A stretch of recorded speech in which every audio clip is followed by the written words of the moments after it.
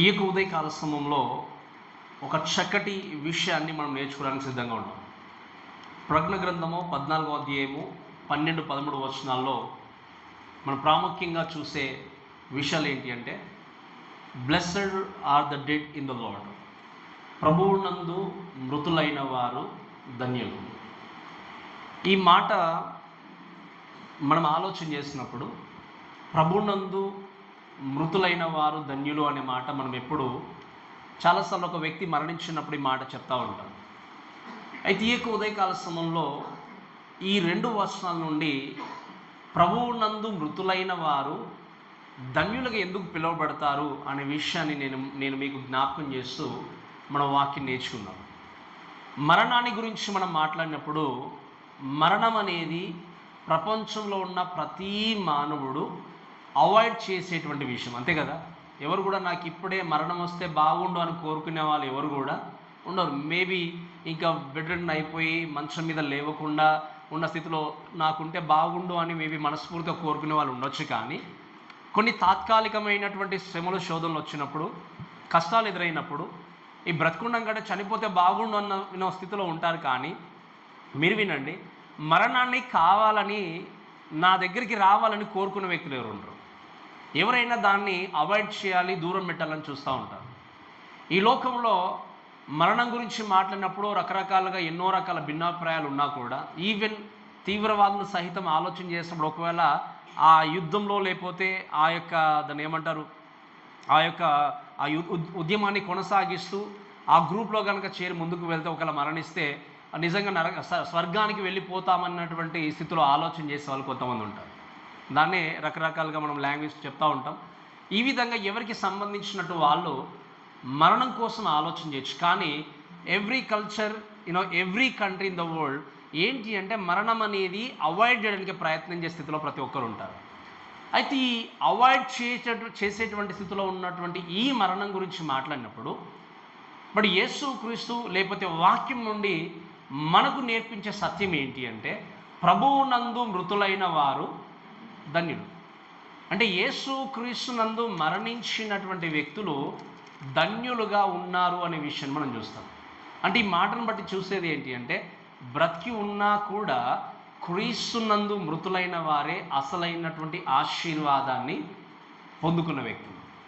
ఈ మాటలను బట్టి మరి ఏ విధంగా నిజంగా ఒక వ్యక్తి యేసుక్రీస్తులో మరణించినప్పుడు ధన్యుడు అవుతాడు, ఏ విధంగా ధన్యకరమైనటువంటి భవిష్యత్తును కలిగి ఉంటాడు, ఈ విషయాలు మనం నేర్చుకుంటూ ఈ 2 వచనాల్లో మనం ఆలోచన చేసినప్పుడు మీరు చూస్తే, మీరు గమనించండి, ఈ యొక్క బ్లెస్సెడ్నెస్ లేకపోతే ఈ యొక్క ధన్యకరమైనటువంటి పదాన్ని చూసినప్పుడు ఈ గ్రీక్ భాషలో ఈ పదాన్ని మనం ఏమంటామంటే మకరియోస్ అంటాం. మకరియోస్ అంటే ఏంటి అంటే హ్యాపీ, సాటిస్ఫాక్షన్ లేకపోతే ఇన్నర్ జోయ్. అంటే ఏంటి, నిజంగా అంతరంగమందు ఎంతో సమాధానాన్ని కలిగి, సంతోషాన్ని కలిగి, సరైనటువంటి సంతృప్తిని కలిగి ఉండేటువంటి స్థితిని ధన్యకరమైనటువంటి పదంతో పోల్చి ఇక్కడ వాడారు.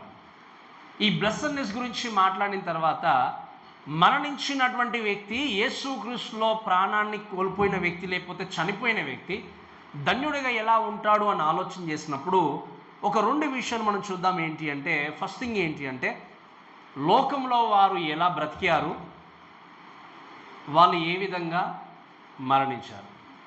ఈ 2 విషయాలు మీకు నేర్పిస్తాను నేను. ఏ విధంగా యేసుక్రీస్తును అంగీకరించినటువంటి వ్యక్తి ధన్యుడిగా ఉంటాడనే విషయాన్ని మనం నేర్చుకోవాలి అంటే 2 విషయాలు జ్ఞాపకం చేసుకోవాలి. మొట్టమొదటి విషయం ఏంటి అంటే, లోకములో వాళ్ళు ఎలా జీవితాన్ని కొనసాగించారు, తర్వాత ఎలా వారు మరణించారు. ఈ 2 విషయాలు కనుక మనం చాలా జాగ్రత్తగా వింటే మనము దేవుని యొక్క సన్నిధిలో సరైనటువంటి మరణాన్ని పొందుకొని దేవునితో చక్కగా మన జీవితాన్ని గడిపోతాం. కాబట్టి ఈ యొక్క 12-13 వచనాల్లో మనం ఆలోచన చేసినప్పుడు ఫస్ట్ థింగ్ మనం చూసేది ఏంటి అంటే, ఏ విధంగా వారు లోకములో జీవించారు, ఎవరు అని ఆలోచన చేసినప్పుడు ఈ శ్రమల కాలంలో ఉన్నటువంటి జనాంగం 1,44,000 మంది, ఈవెన్ అక్కడ ఉన్నటువంటి ఎంతోమంది జనాంగము యేసుక్రీస్తును విశ్వసించినటువంటి వ్యక్తులు ఎన్నో కష్టాల గుండా, నష్టాల గుండా జీవితాన్ని కొనసాగించేవారు ఉన్నారు. అంత్యక్రీస్తు యొక్క ముద్ర వేసుకొనకుండా ఈవెన్ చివరి వరకు కూడా కష్టాలు అనుభవించేటువంటి వ్యక్తులు ఉన్నారు. వీరందరి గురించి మాట్లాడుతూ ఇక్కడ తెలియజేయమైన విషయం ఏంటంటే, దయచేసి 12వ వచనం చదవండి. దయచేసి 12వ వచనం.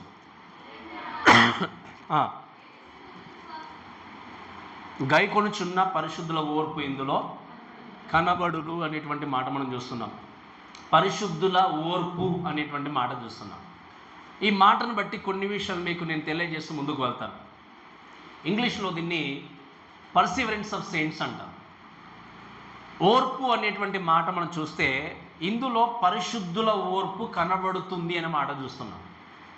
ఈ పరిశుద్ధుల ఓర్పు అనే మాట చూసినప్పుడు ఇక్కడ ఈ కాలంలో, శ్రమల కాలంలో జీవించబోయేటువంటి ఈ యొక్క జనాంగం అనేది మీరు గమనిస్తే హిస్టారికల్గా ఏ క్రైస్తవుడు, ఏ యొక్క విశ్వాసి పొందుకోలేనటువంటి మహాభయంకరమైనటువంటి శ్రమ గుండా వెళ్ళిపోతారు. అందుకే ఆ కాలాన్ని మనం ఏమంటామంటే మహాశ్రమల కాలం అంటాం. ఏమంటాం చెప్పండి? మహాశ్రమల కాలం అంటాం. ఆ మహాశ్రమల కాలంలో మనం ఎన్నో రకాల విషయాలు ధ్యానిస్తూ వచ్చాం. సాతాను ఏ విధంగా శోధిస్తున్నాడు, ఏ విధంగా కష్టపెడుతున్నాడు, ఏ విధంగా యేసుక్రీస్తును అంగీకరించిన వ్యక్తుల్ని ఈవెన్ చివరికి చంపేటువంటి స్థితిలోనికి కూడా తీసుకెళ్తున్నాడు అనే విషయాన్ని మనం నేర్చుకుంటూ వచ్చాం.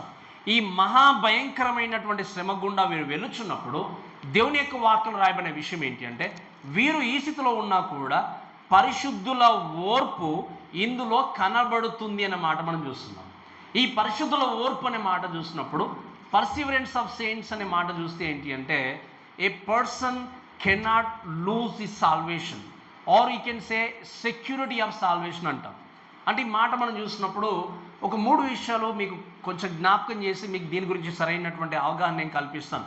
మొట్టమొదటిగా మనం చూసేది ఏంటి అనే విషయం చూసినప్పుడు, ఈ యొక్క పర్సివరెన్స్ ఆఫ్ సెయింట్స్ లేకపోతే ప్రభువు నందు ఓర్పును కలిగి ఉండేటువంటి జనాంగం అనుకున్నప్పుడు ఈ లోకంలో ఉన్నటువంటి ప్రతి క్రైస్తవుడు కూడా సహనముతో బ్రతకాలని దేవుని యొక్క వాక్యం చెప్తుంది. ఏంటి చెప్పండి?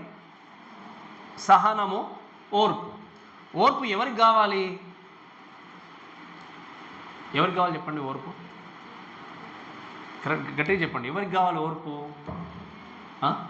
మనకే కావాలి అంటున్నారు. సరే, మీకెందుకు కావాలి ఓర్పు? వాక్యం మనం క్లియర్గా చూస్తాం రోమపత్రికలో. ఏంటి చెప్పండి? శ్రమ. ఏమని చెప్పండి? శ్రమ అనేది ఏం చేస్తుంది? మనకు కలిగేటువంటి శ్రమలు పరీక్ష ఏం చేస్తుంది? నిరీక్షణ కలిగించి, ఆ నిరీక్షణ అనే పదం ఏంటి అంటే ఇట్ టాక్స్ అబౌట్ హోప్. లేకపోతే ఓర్పు అంటే మన జీవితంలో ఎదురయ్యేటువంటి ఈ యొక్క శ్రమలన్నీ కూడా పరీక్షల గుండా తీసుకెళ్ళినా ఆ పరీక్షలు ఏం చేస్తున్నాయి? మనకి పాఠాన్ని నేర్పించి, నిరీక్షను చూపించి, ఓర్పును కలిగించి ఈ లోకములో క్రైస్తవులుగా మన జీవితాన్ని కొనసాగిస్తున్నప్పుడు, శ్రమల గుండా వెళ్ళినప్పుడు, నిజంగా కష్టాల గుండా వెళ్ళినప్పుడు సహనాన్ని నేర్చుకుంటూ మనం వెళ్ళినట్టయితే ఆ సహనము మనకి ఏం చేస్తుందంటే నిరీక్షణ తీసుకొని వస్తుంది. అష్యూరెన్స్ అంటే ఒక హామీని తీసుకొని వచ్చింది. ఏంటి? ఖచ్చితంగా మీరు అనుభవిస్తున్నటువంటి శ్రమకు తగినటువంటి ఫలాన్ని దేవుడు ఇవ్వబోతున్నటువంటి హామీని తీసుకొని వచ్చింది. అంతేకాకుండా even God is going to give you eternal Joy, శాశ్వతమైనటువంటి ఆనందాన్ని దేవుడు ఇవ్వడానికి సిద్ధంగా ఉన్నాడు. అందుకే సహనాన్ని కలిగి మన జీవితాన్ని కొనసాగించాలి. అందుకే ఈ మాట మనం ఎప్పుడు మర్చిపోకూడదు. లోకంలో క్రైస్తవులు ఉన్నటువంటి వ్యక్తులకి శ్రమలు కలగకూడదు, లేకపోతే శ్రమలు రావేమో అనుకుంటారు చాలామంది. లేకపోతే శ్రమలు వచ్చినటువంటి క్రైస్తవుడు నిజంగా దేవునికి నమ్మకంగా జీవించట్లేదేమో అనుకుంటారు కొంతమంది. ఇంకొంతమంది వేలెత్తి చూపించే జనాంగం ఏంటి అంటే, నీ కష్టాలు తీరట్లేదు, నీ శ్రమలు తొలగిపోవట్లేదు అంటే నువ్వు దేవుడికి నిజంగా ఇంకా పాపాన్ని కొనసాగిస్తున్నావేమో, జీవితాన్ని చక్కదిద్దుకోలేమని చెప్పి మనల్ని అనే వ్యక్తులు ఉంటారు. కానీ దేవుడు ప్రామిస్ చేసింది ఏంటి అంటే, లోకములో మనము జీవిస్తున్నప్పుడు ఆయన ఒక ప్రామిస్ చేశాడు ఏంటి అంటే, నా శాంతిని మీకు ఇస్తున్నాను. ఎందుకంటే మీకు లోకంలో శ్రమ కలుగుతుంది, లోకంలో శ్రమ కలుగును, ఆయనను ధైర్యం తెచ్చుకోండి, నా సమాధానాన్ని, శాంతిని నీకేం చేస్తున్నాను, నేను మీకు అనుగ్రహిస్తున్నాడు. దేవుడు ఎప్పుడు కూడా మీరు బైబిల్లో చూస్తే దేవుడు ఎప్పుడు never promised about material blessing in the Bible. ఎప్పుడు కూడా ఒక న్యూ టెస్టమెంట్ బిలీవర్గా దేవుడు ఇహలోక సంబంధమైనటువంటి ఆస్తిపాస్తుని నేను మీకు ఇస్తాను ప్రామిస్ చేయలేదు దేవుడు. కానీ ఒకటి మాత్రం సత్యం ఏంటి అంటే, ఆయన చెప్పిన విధంగా మన జీవితాన్ని కొనసాగిస్తే ఖచ్చితంగా దేవుడు మనకి ఏది కావాలో భౌతికంగా ప్రతిదాన్నైనా ప్రొవైడ్ చేసే దేవుడు ఉంటాడు. అవునా కదా చెప్పండి? ఏది భౌతికంగా మనకు అవసరమైన ఇల్లు అయినా లేకపోతే స్థలమైన ఏదైనా కూడా ఖచ్చితంగా మనకు ఆయన అనుగ్రహించే దేవుడు ఉంటాడు. కానీ ఆయన ప్రామిస్ ఏంటి అంటే, మీరు మీ విశ్వాస జీవితంలో మీ జీవితాన్ని కొనసాగిస్తున్నప్పుడు సహనాన్ని కలిగి మీరు ఏం చేయాలి? ముందుకు వెళ్ళాలి. అందుకే లాస్ట్ టైం మీకు చెప్పాను, క్రైస్తవులుగా మనము పగ తీర్చుకోవడం మన పని కాదు. రోడ్లెక్కి ధర్నాలు చేయడం మన పని కాదు. నేను చెప్పిన చాలాసార్లు, ఇది క్రైస్తవుడికి తగ్గింది కాదు. ఎనీథింగ్ హ్యాపెన్ లీగల్గా వెళ్ళి మాట్లాడి ఓకే చేయాల్సింది, కానీ అందరిలాగా ఒక వ్యక్తికి వెళ్ళి ధర్నాలు చేసి రాస్తారోకలు చేసేటువంటి ఆ అవకాశం దేవుడు మనకు కల్పిస్తుంది. ఎందుకంటే పగ తీర్చుట నా పని దేవుడు చెప్పాడు. ఏదైనా జరిగినా, ఏదైనా సంఘటన జరిగినా, హింస ఎదురైనా ఒక లీగల్గా వెళ్ళి కంప్లైంట్ చేసి మాట్లాడే వరకు ఓకే, కానీ అందరిలాగా ఇంకా అందరికీ అవరోధంగా ఉండే విధంగా, లేకపోతే మీరు ఇలా చేస్తారు కాబట్టి మేము కూడా ఇలా చేస్తామని చెప్పి వాళ్ళకి ఎదురు నిలబడి మీరు ఒకరిని కొడితే మేము ఇద్దరిని కొడతామన్నటువంటి స్థితిలో ఉండే వ్యక్తి నిజమైన క్రైస్తవుడు కాదు. ఇది దేవుడు మనకి నేర్పించలేదు. సహనముతో బ్రతకాలని నేర్పించినప్పుడు ఈ సహనము ఎందుకు ఎవరికి కావాలి అంటే, ఎందుకు దేవుడు సహనాన్ని గురించి మాట్లాడంటే, ఆ యొక్క శ్రమలు కష్టాలన్నీ కూడా మనం అనుభవించేటువంటి ఈ చిన్న చిన్న శోధల కష్టాలను, ఆ కష్టాలను కనుక మనం ఒకవేళ పరిగణలోనికి తీసుకుంటే అవి మనవి ఎన్న తగినవి కానే కావు. భయంకరమైనటువంటి శ్రమల గుండా వాళ్ళు వెళ్ళబోతున్నారు. ఈ శ్రమల గుండా వెళ్ళినప్పుడు దేవుడు చెప్పాడు ఏంటి అంటే, మీ ఓర్పు అనే విషయం మాట్లాడినప్పుడు దేవుడే ప్రామిస్ చేశాడు ఒక మాట. ఏంటి? చదవండి ఒకసారి ఒక మాట. 37వ కీర్తన 23 వచనం చదవండి దయచేసి. 37వ కీర్తన 23 వచనం చదవమ్మా. కొంచెం కొన్ని ఎక్కువ వచనాలు ఈరోజు చదవాల్సి వస్తుంది. చదవండి దయచేసి.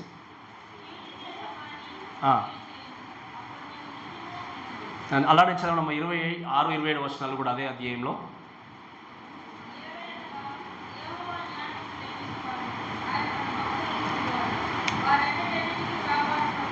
రైట్. వారు ఎన్నటికి కాపాడబడుదురు గాకని వాక్యం ఉంది. అంటే దీని అర్థం ఏంటి అంటే, యేసుక్రీస్తు లేదా దేవుడు ఎప్పుడు కూడా న్యాయాన్ని ప్రేమించే దేవుడు, అన్యాయాన్ని జరిగించే దేవుడు కాదు. ఆయన అంగీకరించినటువంటి ఏ వ్యక్తిని కూడా దేవుడు వదిలివేసే వ్యక్తి కానే కాదు, వదిలివేసే దేవుడు కానే కాదు. అంటే దీని అర్థం ఏంటి అంటే, నువ్వు శ్రమలో ఉన్నప్పుడు, శోధనలో ఉన్నప్పుడు, కష్టాల గుండా వెళ్ళినప్పుడు కూడా దేవుడు వాగ్దానం చేసింది ఏంటి అంటే, నేను నీ చేయిని విడవనని దేవుడు చెప్పాడు. ఏమన్నాడు చెప్పండి? ఈ అష్యూరెన్స్ అనేది ఇచ్చినప్పుడు, వాగ్దానం దేవుడు చేసినప్పుడు, ఈ వాగ్దానాన్ని గుర్తిరిగినటువంటి వ్యక్తులుగా మనం గమనించాల్సింది ఏంటి అంటే, ఈ మాట మీకు చదివితే బాగా క్లియర్గా అర్థమవుతుంది. యెషయా గ్రంథం 43వ అధ్యాయము 1వ వచనం చదవండి దయచేసి. 1 నుండి 2 వచనాలు. యెషయా గ్రంథం 43వ అధ్యాయము 1 నుండి 2 వచనాలు చదవండి. నిన్ను సృజించినటువంటి యెహోవాను, ఇశ్రాయేలు, నిన్ను నిర్మించిన వాడు ఇలాగ సెలవిస్తున్నాడు, నేను నిన్ను ఏం చేశాను? విమోచించి ఉన్నాను. నేను పేరు పెట్టి నేను నిన్ను ఏం చేశాను? పిలిచి ఉన్నాను. నీవు నా యొక్క, అంటే ఏంటి అర్థము? నీవు నా సొత్తు అంటే ఏంటి? మనము ఆయనకి చెందిన వ్యక్తులు. యేసుక్రీస్తు లేదా దేవుడు చెప్పినటువంటి మాట ఏంటి అంటే, ఈ లోకంలో యేసుక్రీస్తు సొంత రక్షకునిగా, జెన్యూన్గా దేవుణ్ణి విశ్వసించినటువంటి వ్యక్తిని ఏ కష్టాల్లో ఉన్నా, ఏ బాధలో ఉన్నా, ఏ శ్రమలో ఉన్నా కూడా దేవుడు ఎప్పుడూ ఒంటరిగా విడిచిపెట్టనన్నటువంటి వాగ్దానం చేశాడు. అందుకని ఏమన్నాడు? నేను నిన్ను పేరు పెట్టి పిలిచి ఉన్నాను, నీవు నా యొక్క సొత్తు అన్నాడు ఆయన. ఈరోజు నిన్ను నా సొత్తు అనేటువంటి వ్యక్తులు నీ పక్కన లేకపోవచ్చు, నిన్ను ఆదరించే వ్యక్తులు లేకపోవచ్చు, నీ యొక్క శ్రమల్లో కష్టాల్లో నీ ప్రక్క నిలబడేవారు లేకపోవచ్చు, నీ యొక్క కన్నీరు తుడిచేవారు లేకపోవచ్చు, చూసేవారు లేకపోవచ్చు. కానీ దేవుడు అంటున్న మాట ఏంటి అంటే, నీవు యేసుక్రీస్తును విశ్వసిస్తే, నువ్వు జెన్యూన్గా దేవుణ్ణి అంగీకరిస్తే, ఆయన అంటున్న మాట ఏంటి అంటే, నేను నిన్ను ఎప్పుడు, ఐ నెవర్ ఎవర్ ఫర్సేకన్ యు అన్నాడు ఆయన. నేను ఎప్పుడు మిమ్మల్ని విడిచిపెట్టను. ఈవెన్ అన్నాడు, నేను మిమ్మల్ని అనాథలుగా విడవనన్నాడు. ఆయన వాగ్దానం చేశాడు. ఏమన్నాడు? ఎన్ని కష్టాలు ఎదురైనా కూడా, వీళ్ళు ఈవెన్ యొక్క శ్రమల కాలంలో ఎన్ని శోధనలు కూడా వెళ్ళినా కూడా దేవుడు వారిని ఎప్పుడు కూడా విడిచిపెట్టలేదు. And that is the greatest promise. ఈరోజు ఈ మాటలు వింటున్న అందరము కూడా, మేబీ నీ కష్టకాలంలో, నీ యొక్క బాధల్లో, నీ శ్రమల్లో నన్ను ఎవరు ఆదరించేవారు లేరు అని అనుకోవచ్చు. కానీ మీరు వినండి, నేను చాలాసార్లు చెప్పాను, మనుషులు వాగ్దానము చేస్తే పడుకొని లేసరికి మర్చిపోతాం, అంతే కదా. నీకు ఇది చేస్తాను రేపు అని అనొచ్చు, ఈజీగా అందరి ముందు చెప్పొచ్చు. రేపు టైం వచ్చేసరికి ఏం చేస్తుంది చెప్పండి? మర్చిపోవచ్చు. కానీ దేవుడు వాక్యం ఏం చెప్పండి ఆయన గురించి మాట్లాడుతూ, ఆయన మాట తప్పనివాడు, అబద్ధం ఆడుటకు ఆయన మనుషుడు కాదు. ఆయన వాగ్దానం చేశాడు అంటే ఆయన నెరవేర్చే దేవుడు. సో దేవుడు ఏం చెప్పాడు?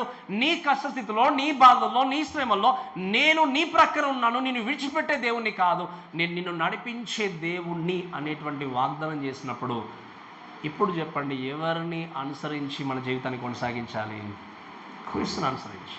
ఇంకా ఆయన అంతే, ఆయన ప్రామిస్ చేసిన దేవుడు మాత్రమే కాదు, ఈవెన్ తన ఉద్దేశాన్ని ఆయన ఏం చేశాడంటే అష్యూర్ చేశాడు. అంటే ఏంటి? మన జీవితాల పట్ల తను కలిగి ఉన్నటువంటి ఉద్దేశాన్ని నెరవేరుస్తూ హామీనిస్తూ ముందుకు తీసుకెళ్లాడు అనే మాట మనం చూసినప్పుడు మీరు చదవడం ఒక మాట, యోహాను సువార్త 6వ అధ్యాయం 37వ వచనం. యోహాను సువార్త 6వ అధ్యాయం 37వ వచనం.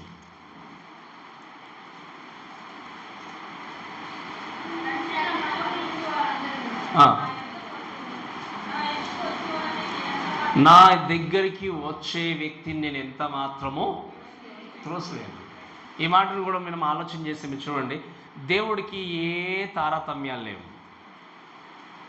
ఎవరిని కూడా దేవుడు ప్రక్కకు వెళ్ళిపోమని చెప్పేవాడు కాదు, త్రోసివేసే దేవుడు కాదు. వాడు దేవుడు చెప్తున్న మాట ఏంటి అంటే, మీరు నా స్వరాన్ని విని నా దగ్గరికి వస్తే మీరు ఏం చేయబడతారు చెప్పండి? సేవ్ చేయబడతారు, రక్షింపబడతారు. నా దగ్గరకు వచ్చే వ్యక్తి నేను ఎంత మాత్రం త్రోసివేసే దేవుణ్ణి కానే కాదంటాడు. కాబట్టి ఈ మాట మీరు వినాల్సింది ఏంటి అంటే, దేవుడు ప్రతి ఒక్కరిని ప్రేమించేవాడు, నడిపించే దేవుడు. కాబట్టి తన ఉద్దేశాన్ని కలిగి ఉండి ఒక హామీ ఇస్తున్నాడు ఏంటి అంటే, ఒక భరోసా ఇస్తుంది ఏంటంటే, ఖచ్చితంగా నేను మిమ్మల్ని ఏం చేస్తున్నాను? పిలుస్తున్నాను, త్రోసివేసే దేవుణ్ణి కాదు దేవుడు చెప్పాడు. కొన్ని సందర్భాల్లో మనకు ఎదురయ్యేటువంటి శోధనలో సమస్యలన్నీ చూసినప్పుడు మనం అర్థం చేసుకునే స్థితిలో ఉండి, అందుకే నేను చాలాసార్లు చెప్పాను, ఒక నిజమైనటువంటి క్రైస్తవుడు ఎప్పుడు ఏ క్షణమందు దేవుణ్ణి నిందించడు.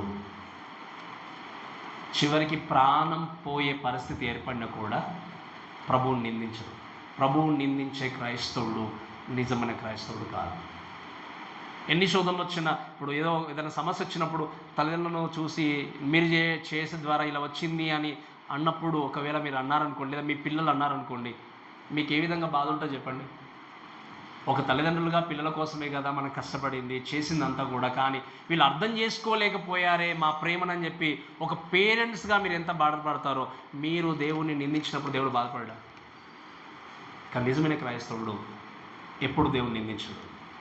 అందుకే వాక్యం రాయబడిన మాట ఏంటి అంటే, రోమపత్రిక 8వ అధ్యాయం 28వ వచనంలో, దేవుణ్ణి ప్రేమించు వారికి, అనగా ఆయన యొక్క సంకల్పం చొప్పున పిలువబడిన వారికి మేలు కలుగుటకై. ఏంటి చెప్పండి, ఈ మాట మర్చిపోకూడదు. నేను మీకు రోమపత్రిక నేర్పించినప్పుడు, బోధించినప్పుడు చాలా చక్కగా వచనం మీకు నేర్పించాను. ఎవరికి మేలు కలుగుటకై సమస్తము జరుగుతుందన్న విషయంలో మనం అందరం హ్యాపీగా ముందుకెళ్ళిపోతాం. కానీ చాలామంది మర్చిపోయే విషయం ఏంటి అంటే, మేలు కలుగుటకై సమస్తము సమకూడి జరుగుతుంది. ఎవరికి జరుగుతుందో తెలుసా? ఎవరికి? చదవండి, ఏముంది అక్కడ వాక్యంలో? దేవుణ్ణి ప్రేమించే వ్యక్తికి, అనగా ఆయన యొక్క వినండి, ఇప్పుడు ఎవరికి మేలుకు అన్నీ కూడా సమస్తం మేలు కొరకు జరుగుతాయి అంటే, ఆయన్ను ప్రేమించే వ్యక్తికి, ఆయన సంకల్పం చొప్పున పిలువబడిన ప్రతి వ్యక్తి కూడా జరిగే ప్రతీది కూడా దేవుడు మన మేలు కొరకే జరిగిస్తాడు. మీరు అనుకోవచ్చు, ఒక ఆపద ఎదురైంది, కష్టం ఎదురైంది, లేకపోతే ఉద్యోగం కోల్పోయాం, ఇది జరిగింది, ఇవన్నీ మా మేలు కొరకు ఎలా అవుతాయి పాస్టర్ అని మీరు అనొచ్చు కొన్ని సందర్భాల్లో. కానీ మీరు వినండి, ఈ క్షణంలో ప్రజెంట్ సిచ్యువేషన్లో కనబడుతున్నంత వరకు మనకు తెలుసు అంతే ఏం జరుగుతుంది అనేది మాత్రమే. కానీ ఒకవేళ ఒక వస్తువే కావచ్చు, ఒక వ్యక్తే కావచ్చు, ఒకవేళ ఒక కంపెనీ కావచ్చు, మనం దానికి అటాచ్ అయి ఉంటే భవిష్యత్తులో ఏం జరుగుతుందో, ఏ ప్రమాదం పొంచి ఉందో నీకు తెలియదు, కానీ నీ దేవుడికి తెలుసు. He knows exactly what will happen to you. భవిష్యత్తులో ఏం జరుగుతుందో మనకు తెలియదు. కాబట్టి ముందుగానే గ్రహించినటువంటి దేవుడు కొన్నిసార్లు బాధ కలిగినా, నొప్పి కలిగినా ప్రతీది కూడా దేవుడు సమస్తము కూడా ఆయన ప్రేమించే వ్యక్తికి, ఆయన యొక్క చిత్తానుసారంగా పిలువబడిన వ్యక్తికి సమస్తము కూడా మేలు కలగడానికే జరుగుతుంది. ఈ విషయాన్ని మనం ఎప్పుడు మర్చిపోకూడదు. అందుకే కీర్తనకారుడు అంటాడు, ఆ యెహోవా యందు భయభక్తులు కలిగిన వారి ఆయన దాచించినటువంటి మేలు ఎంతో గొప్పది. ఇవి మర్చిపోయినటువంటి వ్యక్తి దేవుణ్ణి నిందించి తన విశ్వాస జీవితంలో వీక్ అయిపోయి జీవితాన్ని కొనసాగించే వ్యక్తి ఉంటాడు. కానీ దేవుడు చెప్పాడు, నా చిత్తాన్ని మీ జీవితంలో నెరవేర్చే దేవుడు. ఆయన ఎప్పుడు కూడా వదిలివేసి విడిచిపెట్టిన వెళ్ళేటువంటి దేవుడు కానే కాదు. కాబట్టి ఈ విషయాన్ని మనం జ్ఞాపకం చేసుకుంటూ సమస్తము కూడా మన మేలు కొరకే జరుగుతున్నాయనే విషయం గుర్తుపెట్టుకొని ఓర్పును సహనాన్ని కలిగి ఏం చేయాలి చెప్పండి? ముందుకు వెళ్ళాలి. ఏం కలిగి ముందుకు వెళ్ళాలి చెప్పండి? సహనాన్ని, ఓర్పును కలిగి మనం ముందుకు వెళ్ళాలి. ఈరోజు సహనము లేని క్రైస్తవుడుగా నీవు జీవిస్తే అది నీ జీవితానికి, నీ ఆత్మీయ జీవితానికి ప్రమాదం. నీ ఆత్మీయ జీవితానికి అది ప్రమాదం. కాబట్టి ఈ విషయాన్ని గుర్తుపెట్టుకుంటూ మనం ముందుకెళ్ళాం. చూడండి, ఇక పర్సివరెన్స్ ఆఫ్ సెయింట్స్ గురించి మాట్లాడినప్పుడు first thing God's promise it, second thing God's purpose assures it, third thing ఏంటి అంటే గాడ్స్ పవర్ గ్యారంటీస్ ఇట్. అంటే ఏంటి? దేవుడు మనం ఉన్నటువంటి శోధనలో, కష్టాల్లో విడిచిపెట్టకుండా నాది గ్యారంటీ అంటున్నాడు. ఆయన ఏమన్నాడు చెప్పండి? ఇప్పుడు ఒక వస్తువు అమ్మినప్పుడు వాళ్ళు ఏం చేస్తారు? సో 2 years గ్యారంటీ అని చెప్పేసి ఇది మాది, మా కంపెనీదే, ఇంకా భరోసా, ఇది గ్యారంటీ అని చెప్తారు. తెలుగు కంటే ఇంగ్లీష్ బాగా అర్థం. గ్యారంటీ అనే పదాన్ని వాడతాం. దేవుడు అన్నాడు ఏంటి అంటే మిమ్మల్ని కాపాడేటువంటి గ్యారంటీ నాది అన్నాడు దేవుడు. ఏమన్నాడు చెప్పండి? ఆయన మిమ్మల్ని మీ బాధల్లో, మీ కష్టాల్లో, మీరు వెళ్తున్నటువంటి శ్రమల్లో మిమ్మల్ని విడిపించేటువంటి గ్యారంటీ నాది అని చెప్పాడు. ఈ మాట మనకు అర్థం కావాలంటే ఒకసారి చదవండి, యోహాను సువార్త 10వ అధ్యాయము 27వ వచనం చదవండి దయచేసి. 27 నుండి కొన్ని మాటలు చదవండి. యోహాను సువార్త 10వ అధ్యాయం 27వ వచనం. నా గొర్రెలు నా స్వరమును వినును, చెప్పండి, అవి నన్ను వెంబడించును, వాటికి నేను నిత్యజీవం ఇచ్చుచున్నాను, అవి ఎన్నటికీ నశింపవు, ఎవడును నా చేతి నుండి వాటిని అపహరింపడు. ఈ మాట ఎంత నిజంగా ధైర్యాన్ని ఇస్తుంది నాకు. కొన్ని సందర్భాల్లో ఎప్పుడు ఈ మాట జ్ఞాపకం వస్తుంది. నా స్థితిలో కొన్ని స్థితిగతులు కూడా నేను వెళ్ళినప్పుడు ఆల్వేస్ ఇదే వాక్యం నాకు గుర్తుకొస్తుంది. ఏంటి అంటే నా చేతుల నుండి మిమ్మల్ని ఎవరు కూడా అపహరింపడు. నో బడి can plug it out of my hand అంటాడు ఆయన. ఎవరు కూడా నా యొక్క చేతుల నుండి మిమ్మల్ని దొంగిలించలేరు, ఎత్తుకొని వెళ్ళలేరు. అంటే దీని అర్థం ఏంటి అంటే క్రీస్తును నువ్వు నిజంగా సొంత రక్షకునిగా నీవు అంగీకరించి వెళ్తున్నావు అంటే, జెన్యూన్గా నువ్వు నమ్ముకొని వెళ్తున్నావు అంటే నీ రక్షణ దొంగిలించేటువంటి అవకాశం ఇంకా లేనే లేదు. ఇంకా చెప్పాలి అంటే నువ్వు రక్షణ కోల్పోయే అవకాశం లేదు. ఈరోజు ఎంతోమంది పాపము చేస్తే రక్షణ కోల్పోతామని చెప్పేటువంటి అబద్ధ బోధకులు ఎంతోమంది చూస్తాం మన ప్రపంచంలో. అలా పాపము చేస్తే రక్షణ కోల్పోతామనేటువంటి బోధ వింటున్నట్టయితే ప్రతిరోజు రక్షణ కోల్పోవాలి, ప్రతిరోజు మళ్ళీ పరిశుద్ధాత్మ దేవుని లోపలికి రావాలి, పరిశుద్ధాత్మ దేవుని దగ్గర మళ్ళీ మనం రక్షణ పొందుకోవాలి. ఇది జరుగుతూ ఏ 1000 సార్లునో లక్షల సార్లు నీ జీవితాన్ని వాళ్ళు మార్చుకోవాల్సి వస్తుంది. కానీ దేవుడు చెప్పాడు ఏంటి అంటే once you saved always saved, for ever you saved. అంటే ఏమన్నాడు?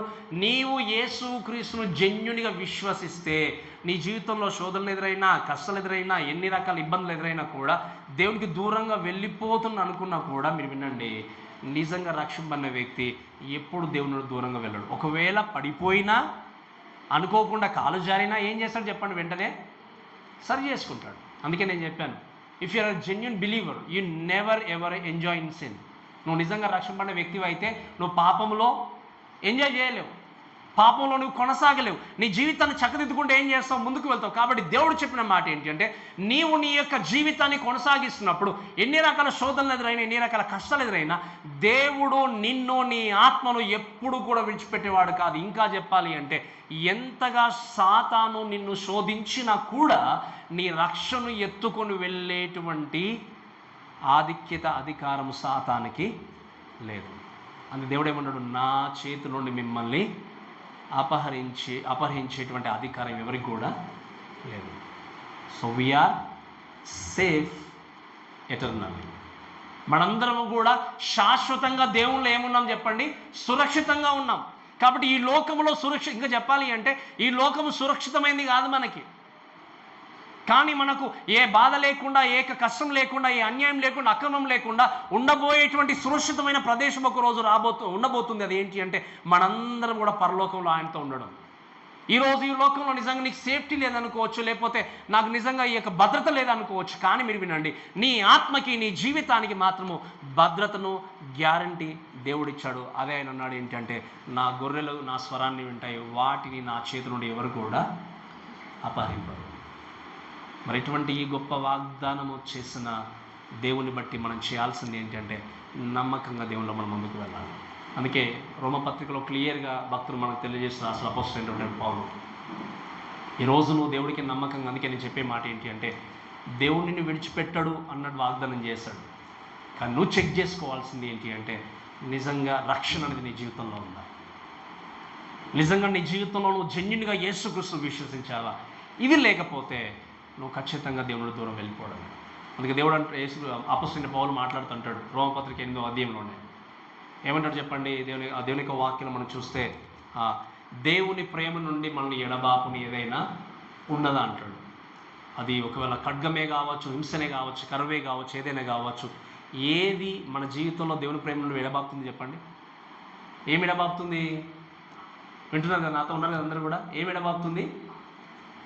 ఏది ఎడబాపదు. ఎడబాపుతుంది అనుకుంటే నువ్వు రక్షింపబడలేదు అన్నట్టు. అర్థమైంది నేను చెప్పిన మాట? నేను దేవుని ప్రేమ నుండి ఒకటి వేరుపరుస్తుంది అని అనుకుంటున్నావు అంటే నీకు ఇంకా రక్షణ అనేది లేదు అన్నట్టు. ఆయన అంటాడు, మీరు తల చదువుకుంటే రోమపత్రిక 8వ అధ్యాయంలో, కరువైన కానీ, హింస అయినా కానీ, ఖడ్గమైన కానీ, ఏదైనా కూడా దేవుని ప్రేమ నుండి మనల్ని ఎడబాపేది ఏది కూడా లేనే లేదు. ఎందుకు? ఆయన ప్రేమ శాశ్వతమైంది. ఆయన శాశ్వతంగా మనల్ని ప్రేమించేవాడు. ఒక్కసారి తన కుమారుడుగా, కుమార్తెగా స్వీకరించాడు అంటే దట్ ఈస్ పర్మనెంట్ సీలింగ్. అది శాశ్వతంగా వేయబడినటువంటి ముద్ర. మనల్ని ఎవరిని కూడా అపహరించరు. అందుకే అటువంటి సహనాన్ని, ఓర్పుని కలిగి మనం ఏం చేయాలి? ముందుకు వెళ్ళాలి. ఈ విషయాలన్నీ దేవుడు ఎందుకు జ్ఞాపకం చేస్తున్నాడు అంటే, ఈ శ్రమల కాలంలో వాళ్ళు పొందుకునేటువంటి శ్రమలు చాలా ఈజీగా ఉండే శ్రమలు కాదు. మనం నేర్చుకుంటూ వచ్చాం, దాదాపుగా 6వ అధ్యాయం నుండి నేర్చుకుంటూ వచ్చాం కదా, చాప్టర్ 6 నుండి అన్నీ నేర్చుకుంటూ వస్తున్నాం. ఎన్ని కష్టాల గుండా వెళ్ళారు, ఎన్ని శ్రమల గుండా వాళ్ళు వెళ్తున్నారు. ఇంకా 15, 16, 17 అధ్యాయంలో ఇంకా భయంకరమైనటువంటి జడ్జ్మెంట్ రాబోతున్నాయి. ఇవన్నిటి గుండా వెళుతూ వాళ్ళు ఓర్పును కలిగి, సహనాన్ని కలిగి జీవించారు. కాబట్టి ఆయన అన్నాడు, మీకు ఎన్ని శోధనలు ఎదురైనా మిమ్మల్ని ఎవరు కూడా నశింపజేయరు అన్నాడు. ఈరోజు ఈ వాక్యం విన్న ప్రేమైన దేవుళ్ళ దయచేసి ఒకసారి మీ యొక్క హృదయాన్ని పరీక్షించుకుంటూ ఆలోచన చేయండి. మన జీవితంలో ఎన్నో సందర్భాల్లో బ్రతకడానికి నాకు ఆశ లేదు అన్న ప్రతిసారి నేనున్నానన్నటువంటి గ్యారంటీ ఇచ్చిన దేవుడు ఆయన. అవునా కదా చెప్పండి? ఎంతమంది అనుకున్నారు చనిపోతే బాగుండు? నేను అనుకున్నవారు ఉన్నారా లేదా? ఈ జీవితం ఎందుకు, ఇంకా ముగించుకొని వెళ్ళిపోతే బాగుంటుంది కదా అన్న అవసరమయ్యే యొక్క కష్టాలు, బాధలు, శోధనలు, అంతే కదా. ఇలా ఆలోచన చేయడం పెద్దవాళ్ళకి కాదు, even starts from teenage age నుండి కూడా స్టార్ట్. అంటే ఆలోచన శక్తి మొదలైన టైం నుండి మొదలవుతుందేమో. కొంచెం పేరెంట్స్ కఠినంగా ఉన్నంత మాత్రాన్ని ఎందుకు అనవసరంగా జీవితం అనేవారు ఉండొచ్చు. పిల్లలు టీనేజ్ వయసు వచ్చిన తర్వాత ఉన్నటువంటి ఛాలెంజెస్ని చూసి ఈ జీవితం నాకు ఎందుకు, నేను ఇక చనిపోతే బాగుండు అని చెప్పి అనుకునేవారు ఉండొచ్చు. పెళ్ళైన తర్వాత, బాధ్యతలు పెరిగిన తర్వాత, అన్ని చూసిన తర్వాత ఈ శ్రమలో కష్టాలు గుండా వెళ్ళినప్పుడు, లేదా మేనేజ్ చేయలేని స్థితిలో ఉన్నప్పుడు ఈ లైఫ్ ఎందుకు అనేటువంటి స్థితిలో ఉండొచ్చు. ఈ క్వశ్చన్ ఎదురైన ప్రతిసారి క్రైస్తవుడు ఎందుకు ప్రాణాన్ని తీసుకోవట్లేదు తెలుసా మీకు? చెప్పండి, నిజమైన క్రైస్తవుడు ఎందుకు ప్రాణాన్ని తీసుకోవట్లేదు, ఎందుకు ఆత్మహత్య చేసుకోవట్లేదు తెలుసా ఈ విషయము? ఎందుకు అంటే తన ఆత్మహత్య చేసుకోవాలన్న ప్రతిసారి కూడా నేను ఉన్నాను అన్నటువంటి గ్యారంటీని దేవుడు ఇస్తున్నాడు. ఇది అన్ని జిల్లకు లేదు. అందుకే మీరు ఎక్కడ కూడా ఎన్ని రకాల మీరు ఈ రిపోర్ట్స్ అన్నీ చూసినా కూడా వెరీ రేర్ క్రిస్టియన్స్ వెళ్ళి ఆత్మహత్య చేసుకున్న వాళ్ళు. జెన్యూన్ క్రిస్టియన్స్ గురించి నేను మాట్లాడుతున్నాను. ఇంకా నా ప్రాణమే, ఇంకా నా చావే నాకు ఇంకా నా ముందేం కనబడట్లేదు, ఇంకా నాకు చావే ముందు ఉంది అనుకున్న స్థితిలో కూడా దేవుడు నీకు ధైర్యం ఇచ్చి నడిపించాలి. అందుకే వాక్యంలో ఒక మాట ఉంది, నీ వాక్యము నన్ను బ్రతికిస్తుంది, నా యొక్క శ్రమల్లో, శోధల్లో, బాధల్లో అది నాకు నెమ్మది కలిగిస్తుంది. నిజంగా నువ్వు దేవుణ్ణి ప్రేమించే వ్యక్తివైతే ప్రతిరోజు ఒక గిఫ్ట్, ఒక బహుమానం, ఒక ఫ్రెష్ డే అని గుర్తెరిగి ఆయన మహిమ పరుస్తూ జీవితాన్ని కొనసాగిస్తావు. If you are a genuine believer, నువ్వు నిజంగా రక్షింపబడే వ్యక్తి అయితే ప్రతిరోజు ఆ యొక్క రోజు దేవుడిచ్చినటువంటి ఆనందాన్ని అనుభవిస్తూ ఫ్రెష్గా నీ జీవితాన్ని స్టార్ట్ చేసి ఏం చేస్తావు చెప్పండి? దేవుని ప్రేమిస్తూ ముందుకెళ్తావు. దేవుణ్ణి నిజంగా ప్రేమించిన వ్యక్తికి, రక్షింపబడిన నిజంగా రక్షణ లేని వ్యక్తి ఇంకా నాకు దేవుడు లేడు, ఎవరు లేరు, నా జీవితాన్ని ముగించుకుంటూ వెళ్ళిపోతున్న ఆలోచన చేస్తూ ఉంటారు. కాబట్టి దేవుడు ఎవరు లేనటువంటి స్థలంలో కూడా, ఇంకా నాకు ఏమి కనబడట్లేదన్న సిచ్యువేషన్లో కూడా I am with you always అని దేవుడు చెప్పాడు. అందుకే ద గ్రేటెస్ట్ కమాండ్మెంట్ అంటాం మనం. ఏం చెప్పాడు చెప్పండి? యేసుక్రీస్తు వెళ్ళిపోతున్న టైంలో మీరు సర్వలోకానికి వెళ్ళి సర్వ సృష్టికి మీరు సువార్త ప్రకటించి సమస్త జనులను మీరు శిష్యులుగా చేయండి, తండ్రి కుమార పరిశుద్ధ నామములో ఆయన వారికి బాప్తిసం ఇచ్చు అని మాట చెప్పిన తర్వాత, ఇదిగో యుగ సమాప్తి వరకు సదాకాలము నేను మీతో, ఇది ప్రామిస్, ఇది వాగ్దానం. యుగ సమాప్తి వరకు నేను మీతో ఉన్నాడు. ఈరోజు మిమ్మల్ని ఎవ్వరూ వదిలివేసినా దేవుడు వదిలేసే వ్యక్తి కాదు. కాబట్టి ఈ విషయాన్ని గుర్తుపెట్టుకుంటూ మనం చేయాల్సింది ఏంటి అంటే ఆ ఓర్పును కలిగి ఉండి జీవితాన్ని కొనసాగించాలి. మరి ఎలా కొనసాగించాలి అనే మాట చూసినప్పుడు చదవండి 12వ వచనంలోనే, దేవుని ఆజ్ఞలను ప్రకటన గ్రంథంలో యేసు క్రీస్తు గూర్చిన విశ్వాసమును గైకొనాలని చూస్తాం. చదవండి మా దగ్గర మరొకసారి చదవండి 12వ అధ్యాయము. రైట్, దేవుని ఆజ్ఞలను రైట్ ఏ విధంగా మరి జీవితాన్ని కొనసాగించాలి లోకములో అని ఆలోచన చేసినప్పుడు వాక్యం రాయబడిన మాట ఏంటి అంటే, ఇక్కడ ఉండేటువంటి ఈ ప్రజలు they keep commandments of God. వాళ్ళు ఏం చేశారు? దేవుని ఆజ్ఞలను గైకొన్నారు. ఈరోజు నిజంగా నీ మరణము ధన్యకరమైనటువంటి మరణంగా ఉండాలి అంటే, నీ మరణము నీకు ఆశీర్వాదాన్ని తీసుకొని రావాలి అంటే, నీ మరణము నిజంగా నీకు ఆశీర్వాదకరంగా మార్చబడాలి అంటే, ఈరోజు నువ్వు చేయాల్సింది ఏంటి అంటే, నీకున్నటువంటి శోధంలో, నీ కష్టాల్లో, నీ బాధల్లో, నీకున్నటువంటి స్ట్రగుల్స్లో నీవు దేవుని ఆజ్ఞలను తప్పకుండా కొనసాగించాలి. If you don't follow his commandments you don't get the blessings of Jesus. Yesu Kristu యొక్క ఆశీర్వాదానికి నువ్వు ఎప్పుడు లోన్ కావు. ఎప్పుడు లోన్ కావు చెప్పండి? నువ్వు క్రీస్తు యొక్క ఆజ్ఞలని నెరవేర్చకపోతే. ఈరోజు క్రైస్తవుడిగా ఏముంది, ప్రభువా చర్చికి వస్తాను, కొంచెం కూర్చుంటాను, వాక్యం వింటాను, వెళ్ళిపోతున్నటువంటి స్థితిలో ఉండొచ్చు. కానీ దేవుడు చెప్పిన మాట ఏంటి అంటే, నువ్వు క్రీస్తు కొరకు జీవించి నమ్మకమైనటువంటి విశ్వాసగా మరణించి ధన్యకరమైనటువంటి మరణం నీ జీవితంలో ఉండాలి అంటే, నువ్వు బ్రతుకున్నటువంటి కాలంలో నీ జీవితంలో దేవుని ఆజ్ఞలకు లోబడుతూ నీ జీవితాన్ని ఏం చేయాలి? గైకొనడం అంటే అర్థం ఏంటి? వాటిని విని వాటిని ఏం చేయాలి? ఆచరించాలి. ఆ ఆజ్ఞలను ఆచరిస్తూ ఏం చేయాలి? మన జీవితాన్ని కొనసాగించాలనేటువంటి మాటను మనం చూస్తాం. ఒకసారి ఒక మాట చెప్పండి దయచేసి. మీరు చూస్తే యోహాను సువార్త 8వ అధ్యాయం దయచేసి 31 వచనం చదవండి. యోహాను సువార్త 8వ అధ్యాయం 31 వచనం. తను నమ్మినటువంటి యూదులతో, మీరు నా వాక్యమందు నిలిచిన వారైతే, వినండి ఇప్పుడు చాలా జాగ్రత్తగా వినాలమ్మా. ఇప్పుడు మీరు, దేవుడు మనల్ని కూడా తన కొరకు శిష్యులుగా పిలుచుకున్నాడు. ఏం చేశాడు చెప్పండి? వాక్యం మనం ఇప్పుడు చూసాం కదా, మీరు సర్వలోకానికి వెళ్ళి సర్వసృష్టికి సువార్త ప్రకటించి సమస్త జనులను ఎవరికి శిష్యులుగా? గట్టిగా చెప్పాలి నాకు. దేవుడికి శిష్యులుగా మార్చబడాలి అంటే ఏముంది వాక్యంలో? ఏముంది వాక్యంలో? చదవండి ఇప్పుడు 31వ వచనం. మీరు నిజంగా ఏముంది వాక్యం? మీరు నా వాక్యమందు నిలిచిన వారైతేనే. అంటే ఇప్పుడు వాక్యమందు నిలబడినటువంటి వ్యక్తి దేవుడి శిష్యుడు.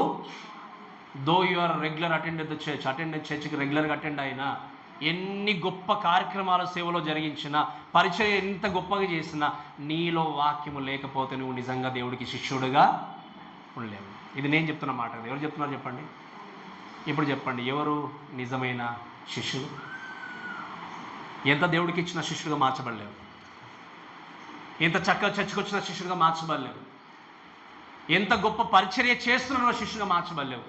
ఎవరు దేవుడికి నిజమైన శిష్యుడు అంటే, ఆ వ్యక్తి లోపల ఏముండాలి చెప్పండి? వాక్యం ఉండాలి.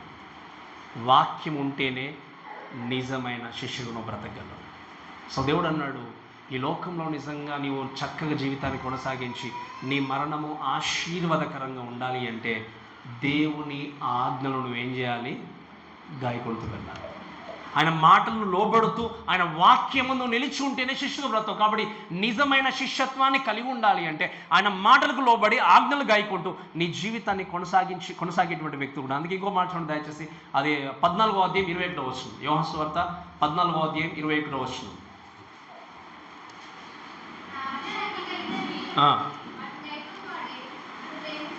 ఇప్పుడు చెప్పండి, ఎవరు దేవుని ప్రేమించే వ్యక్తులు? ఎవరు గట్టిగా చెప్పాలి నాకు. ఇప్పుడు మీరు చదివారు కదా, ఎవరు దేవుని ప్రేమించే వ్యక్తి? ఆయన ఆజ్ఞలను గైకొని ఏంటి చెప్పండి, చదవడం మళ్ళీ. ఆ, అంగీకరించాలి, తర్వాత గైకోలంటే నేను చెప్పాను, దాన్ని శ్రద్ధగా విని దాని ప్రకారంగా చేయాలి.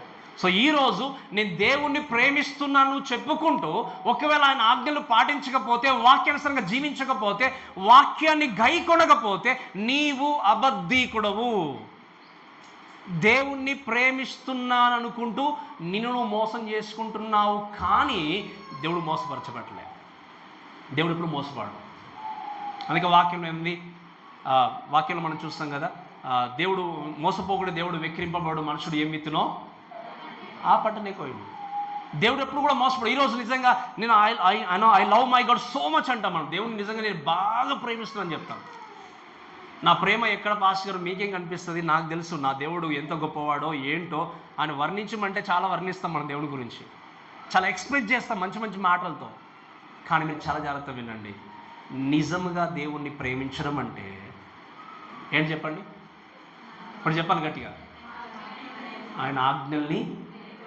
అందుకే చెప్పాను, నువ్వు దేవునికి ఒక మంచి వ్యక్తిగా నువ్వు బయటకు కనబడుతూ, ఆమె పర్ఫెక్ట్ పర్సన్, నేను చాలా బాగున్నాను, కనబడుతున్నాను, లేకపోతే ఇంత పరిచయం చేస్తున్నాను, ఇంత దేవుడికి ఇస్తున్నానని ఎన్ని చెప్పుకున్నా, నువ్వు దేవుని యొక్క వాక్యము నీలో నిలబడకపోతే, ఆయన ఆజ్ఞలు నువ్వు కనుక ఒకవేళ గైకొనకపోతే, నువ్వు నిజంగా దేవుణ్ణి ప్రేమించట్లేదు.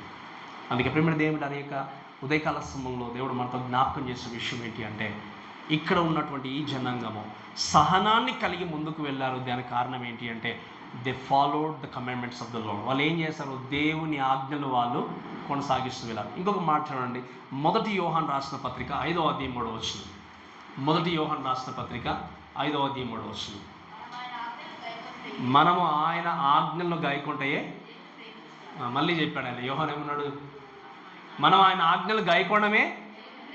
ఇప్పుడు చెప్పండి, మీరు దేవుణ్ణి ప్రేమించమంటే అర్థం ఏంటి? ఆయన వాక్యాన్ని గైకోవడం, ఆయన వాక్యానుసారంగా జీవితాన్ని కొనసాగించడం. ఇది కొనసాగించేటువంటి వ్యక్తి యొక్క మరణం అనేది ఏంటి చెప్పండి? ధన్యకరంగా ఉంటుంది. అందుకే నేను మీకు చాలాసార్లు చెప్పాను ఈ యొక్క విషయాన్ని. మా ఫాస్ట్ ఫ్రెండ్స్ కొంతమంది డిస్కస్ చేస్తూ ఉంటే ఇదే మాట్లాడేవాళ్ళం.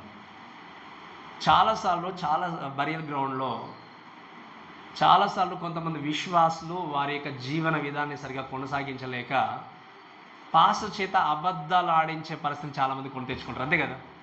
మీరు విన్నారు ఈ మాటని చెప్పాను ఇదివరకు. ఒక వ్యక్తి చనిపోయాడు అనుకోండి, ఆ వ్యక్తి గురించి మీకు బాగా తెలుసు. ఈ వ్యక్తి సరిగా చర్చికి రాడు, మోసం చేసేవాడు, అబద్ధం చేసేవాడు, అన్యాయం చేసేవాడు, ఎక్కడ కూడా ఏది కూడా నమ్మకం లేదు.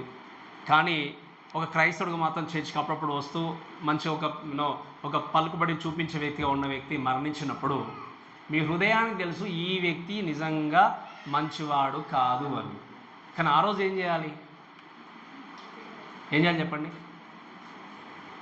ఈయన చాలా గొప్ప పనులు చేశాడు, రెగ్యులర్గా చర్చికి వచ్చాడు, అనేకులకు ఆశ్చర్యకరంగా ఉన్నాడు అని చెప్తుంటే, పాస్టర్ చెప్తుంటే పక్క వాళ్ళు ఏం చేస్తారు చెప్పండి?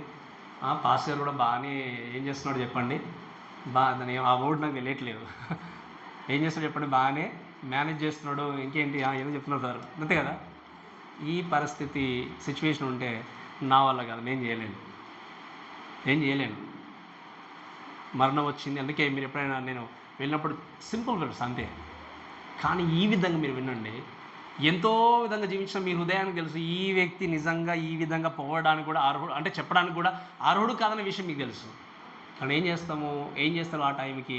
చాలా మంచివాడండి, కానీ ఆ మంచివాడని బరియర్ గన్లో చెప్పేసి ఆ కాళ్ళు కడుకొని బయటకు రాగానే చనిపోయలే, చాలామందికి ప్రశాంత్ దొరికిందని అనుకునే వాళ్ళు కూడా ఉంటారు.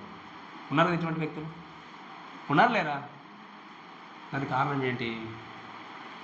దేవుని ఆజ్ఞలను సరిగా పాటించకపోవడం. మన మరణము ఆశీర్వాదకరంగా ఉండాలి అంటే, మనకి, మనం విడిచి వెళ్ళిన మన కుటుంబానికి, మన సంఘానికి, మన చుట్టుపక్కల వారికి ఆశీర్వాదకరంగా ఉండాలి అంటే మనం దేవుని ఆజ్ఞలను ఏం చేయాలి చెప్పండి? గైకొంటూ వెళ్ళాలి. అందుకే చెప్తాను వినండి, నిజంగా మీరు భయము భక్తి కలిగి జీవితాన్ని కొనసాగించి మీ జీవితాన్ని ముగిస్తే ఖచ్చితంగా మీ మరణం మీ కుటుంబానికి ఎప్పుడు బ్లెస్సింగే. మీరు ఒకవేళ ఏం జరుగుతుందో నాకు తెలియదు పాస్ కావచ్చు, but still the kids will enjoy it. ఖచ్చితంగా దేవుడి యొక్క ఆ యొక్క ఉన్నతమైనటువంటి ఆశీర్వాదాన్ని వాళ్ళు చూస్తూ ఉంటారు. కాబట్టి ఈ విషయాలు మనం జ్ఞాపకం చేసుకుంటూ జీవితాన్ని చక్కగా కొనసాగించాలి. కాబట్టి దేవుణ్ణి నిజంగా ప్రేమించే వ్యక్తి ఆయన ఆజ్ఞలను గైకొనే వ్యక్తి. సో అంతేకాకుండా ఇంకొక మాట చూద్దాం, ముందుకెళ్దాం. మరి ఏ విధంగా లోకంలో జీవించాలి అంటే చదవండి, అదే 12వ వచనంలో యేసును కూర్చున్న విశ్వాసంను గైకొంచున్నా. ఏంటో చెప్పండి మళ్ళీ. అంటే ఏంటి? వాళ్ళు ఇంకా they keep their faith in Jesus. వాళ్ళు ఏం చేశారు? దేవుడికి లాయల్గా ఉంటూ తగ్గించుకుంటూ లోబడుతూ వాళ్ళు ఏం చేశారంటే they continue to believe are they continue to trust Jesus. వాళ్ళు ఏం చేస్తారు? ఎన్ని శోధనలు వచ్చినా కష్టాలు వచ్చినా కూడా విశ్వాస జీవితాన్ని కాపాడుకుంటూ వెళ్ళారు, అంటే కొనసాగిస్తూ వెళ్ళారు. ఇటువంటి ఈ విషయాలు అందుకే చేసిన వ్యక్తి ధన్యకరమైన మరణాన్ని కలిగి ఉంటాడు. ఏ విషయాలు చెప్పండి? రెండు విషయాలు. ఏ విషయాలు అవి? ఎలా జీవితాన్ని కొనసాగించాడు లోకంలో? దేవుని ఆజ్ఞలను మనము గైకొన. రెండవది ఏంటి చెప్పండి? విశ్వాసాన్ని మనం తప్పకుండా ఏం చేయాలి? కొనసాగిస్తూ వెళ్ళాలి. ఇంతకంటే ఈజీ టాస్క్ ఏమైనా ఉందో చెప్పండి? వినడానికి ఈజీగానే ఉంది, ఫాలో చేయడానికి అంతేనా? కానీ ఒక మాట చెప్తాను నేను, వినండి. ఫాలో చేయడానికి కష్టంగా ఉన్నది అనుకోవచ్చు, కానీ నేను ఎప్పుడు చెప్తానంటే ఇంపాసిబుల్ కాదు, అసాధ్యం కాదు. Still we can follow, still we can listen to his commandments. ఆయన యొక్క వాక్యాన్ని, ఆయన యొక్క కమాండ్మెంట్స్ని విని లోబడి జీవితాన్ని కొనసాగించాలి. ఆ విశ్వాస జీవితాన్ని మనం కాపాడుకుంటూ ముందుకు వెళ్ళాలి. ఇలా జీవించే వ్యక్తే ధన్యకరమైనటువంటి మరణాన్ని కలిగి ఉంటాడు. కాబట్టి మీరు వినండి, ఇటువంటి జీవితాన్ని కలిగి ఉండడానికి మన జీవితంలో ఏ యోగ్యత లేదు. అంటే రక్షణ కలిగి ఉండడానికి దీన్ని మనం కొని తెచ్చుకోలేదు, అంతే కదా? ఏదో డబ్బులుండి కొనుక్కొని లేకపోతే కష్టపడి దేవుని దగ్గర తీసుకొచ్చింది కాదు ఇది. ఏంటి చెప్పండి? ఇది దేవుడు ఉచితమైన కృపచేత మనకి ఏం చేశాడు? నన్ను రక్షించాడు. అందుకే వాక్యం ఏముంది చెప్పండి? ఎఫెసీయులకు రాసిన పత్రిక 2వ అధ్యాయం 8వ వచనంలో ఏమని రాయబడింది? ఏలైనగా మీరు కృపచేతనే విశ్వాసము చేతనే రక్షింపబడి ఉన్నారు. ఇది మీ వలన కలిగినది కాదు, దేవుని వరం. అంటే ఏంటి? It's a gift. దేవుడు ఉచితంగా ఏం చేశాడు చెప్పండి? ఆ బహుమానాన్ని మనకు ఇచ్చాడు. ఆ బహుమానం ఏంటి అంటే రక్షణ. కాబట్టి రక్షణను కలిగి ఇప్పుడు చెప్పండి, ఇది దయచేసి మీరు మరణించేంత వరకు గుర్తుపెట్టుకోండి. 2 విషయాలు ఏంటవి? ఏ విధంగా బ్రతకాలి మనము? వాక్యం ఏమిటి? ఆయన ఆజ్ఞలను మనము గైకుంటూ జీవించాలి. 2వ విషయం ఏంటి చెప్పండి? యేసు క్రీస్తును గూర్చినటువంటి విశ్వాసమును కలిగి ఉండి గైకుంటూ దాన్ని కొనసాగిస్తూ జీవితాన్ని ముందుకు తీసుకెళ్ళినట్టయితే you will have a blessed death. ఈ మరణాన్ని నువ్వు ఏం చేస్తావు? ఖచ్చితంగా కలిగి ఉంటాం. అందుకే ఈ కొద్ది కాలంలో దయచేసి ఈ విషయం గుర్తుపెట్టుకుంటూ మన జీవితాన్ని ఆయన కొరకు నిలబెడుతూ వెళ్దాం. సో ఇంకొక మాట ఏంటి అంటే మీరు చూడండి, blessed are the dead in the lord అన్నప్పుడు, ప్రభువు నందు మృతి పొందిన వారు ధన్యులు అన్నప్పుడు ఎలా జీవితాన్ని వాళ్ళు కలిగి ఉన్నారు. రెండవ మాట ఏంటి అంటే ఎలా వర్ణాన్ని పొందుకున్నారు అనే మాట చూస్తే 13వ వచనం దయచేసి నేను త్వరగానే ముగిస్తాను ఈ వచనాన్ని. 13వ వచనం, అంతటా ఇప్పటి నుండి ప్రభువు నందు మృతులు ధన్యులని వ్రాయమని పరలోకములో ఒక స్వరము చెప్పగా వింటిని. నిజమే, వారు తమ ప్రయాసములు మాని విశ్రాంతి పొందురు, వారి క్రియలు వారి వెంట పోవుననే ఆత్మ. రెండవ మాట ఏంటి అంటే హౌ దే డైడ్, ఎలా వాళ్ళు మరణించారు. ఎలా మరణించారు అని అనుకున్నప్పుడు మీరు చూడండి, they died with a promise. దేవుడు ప్రామిస్ చేశాడు, ఒక వాగ్దానం చేశాడు. ఏమైనా ఆలోచన చేసినప్పుడు మీరు ఆజ్ఞలకు లోబడి విశ్వాస జీవితాన్ని కొనసాగిస్తే మీ జీవితానికి కావాల్సినటువంటి సెక్యూరిటీని నేను ఇచ్చే దేవుణ్ణి అని చెప్పేసి దేవుడు వాగ్దానం చేసినటువంటి వ్యక్తిగా ఉన్నాడు. అందుకే మీరు చదివితే వాక్యంలో ఏముంది అంటే ఒక వాక్యంలో ఏముంది చూడండి, ప్రభువు నందు అంటే ఇప్పటి నుండి ప్రభువు నందు మృతులు ధన్యులు. అంటే యేసు క్రీస్తునందు చనిపోయిన వ్యక్తులు ధన్యులు. ఎవరు ధన్యులు అంటే ఆయన ఆజ్ఞలు నెరవేర్చిన వారు, యేసు క్రీస్తు యొక్క నందు విశ్వాసాన్ని గైకొంటూ జీవించిన వారు ధన్యులు అనేటువంటి మాటను పరలోకం నుండి ఒక స్వరం చెప్పగా వింటిని అన్నటువంటి మాట యోహాన్ చెప్తున్నాడు. యోహానుకు క్రీస్తు ఆ స్వరం ఎవరిది అంటే యేసు క్రీస్తు చెప్పే మాట ఏంటి అంటే, లేదా దేవుడు చెప్పే మాట ఏంటి అంటే, ఈ స్వరం వినబడిన తర్వాత దీన్ని లిఖించుమని చెప్పాడు.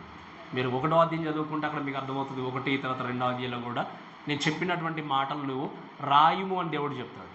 సో ఇక్కడ కూడా ఏమన్నాడు ఈయన, నేను చెప్పేటువంటి మాటల్ని నువ్వు రాయము, లిఖించమని యోహానుకు చెప్పాడు. ఏంటి అని ఆలోచన చేసినప్పుడు మీరు చూడండి, blessed are the people who died in the lord. ప్రభువు నందు మృతులైన వారు ధన్యులు. ఏ విధంగా ధన్యులుగా ఉన్నారు అనే మాట చూస్తే మనం చూస్తాం. ఒకసారి మనకు బాగా పరిచయం ఉన్న వాక్యం 116 కీర్తన 15 వచనం ఎవరు దయచేసి. 116 కీర్తన 15 వచనం.